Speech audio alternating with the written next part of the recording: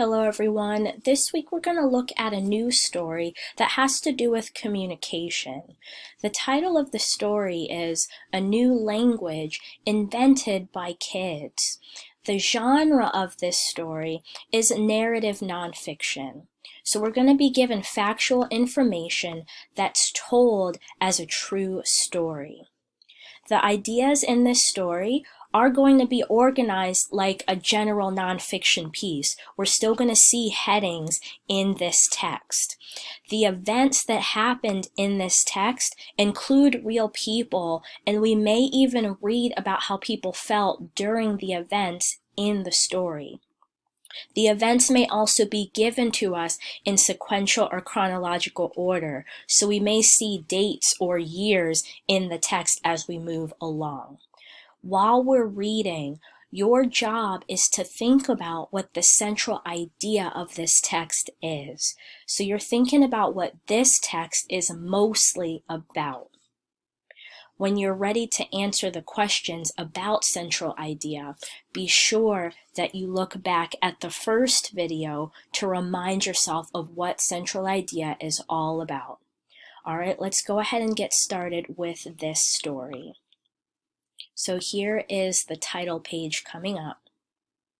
It's called A New Language Invented by Kids. The author is Charnan Simon. Here's a picture of a real person who is doing sign language.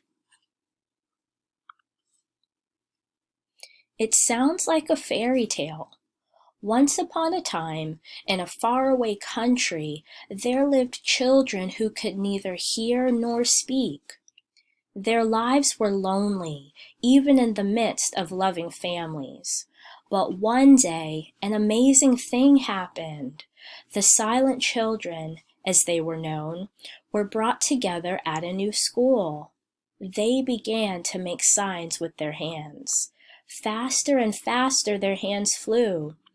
As the grown-ups watched in astonishment or surprise, a new language was born. So that was the introduction. Here's the first heading, and it's called The Silent Children. The best part about this fairy tale is that it's true. For many years, children who are deaf in the Latin American country of Nicaragua were kept hidden. They were not taught sign language or lip reading or how to write. They were truly children without a language. Then, in 1979, the Nicaraguan government set up 2 schools for them. When the children arrived, they couldn't understand their teachers. Instead, the children began to talk to each other with their hands. At first, they shared just simple gestures or movements of their hands, but soon they invented more and more signals until they had their own gesture language. So here is a piece of a map that's got Nicaragua as the focus. I just want to jump over to Google Maps to show you where that is relative to us. So here we are in Pennsylvania.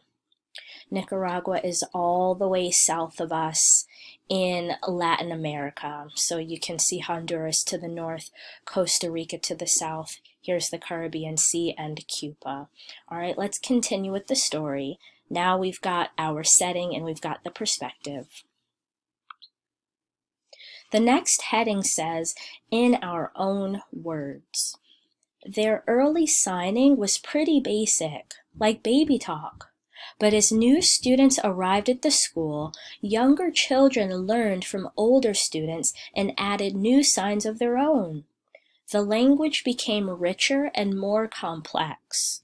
Instead of speaking like 2-year-olds and saying, for instance, "I go play," children with more signs could speak fluently. Okay, with Eduardo and Julia, we have enough kids to play soccer. If we hurry, we'll have time for a game before school starts. Can you imagine inventing all the sign language you'd need to say all that? Linguists, or people who study language and how it's formed, from around the world were excited about what these Nicaraguan children had done. The children seem to prove that humans have a natural instinct for language, so it's something that's already in us and we just know how to form it. But unless it is used, this instinct fades away and is eventually lost. For most of us, simply growing up surrounded by people speaking is enough to trigger language learning. For the Nicaraguan children, the trigger seemed to be meeting other children who spoke with hand gestures and who were eager to make friends. Today, Nicaraguan Sign Language is an officially recognized language. It is unlike any other sign language in the world, and it was created entirely by deaf children. Now that's a happy ending. So here's a picture of two more students. Just one more page. There's another picture of another student, and here's the caption for that. At the Escuelita de Bluefields, or Little School of Bluefields in Nicaragua, students who are deaf and teachers communicate in a sign language invented by Nicaraguan children. In class and on the playground, these students use Nicaraguan Sign Language to share news and ideas. Written on the blackboard in sign writing is their geography lessons. Sign writing is an alphabet used around the world to write down sign languages. So that's the end of the story. Now you're ready to consider the central idea of this text, or what the text is mostly about.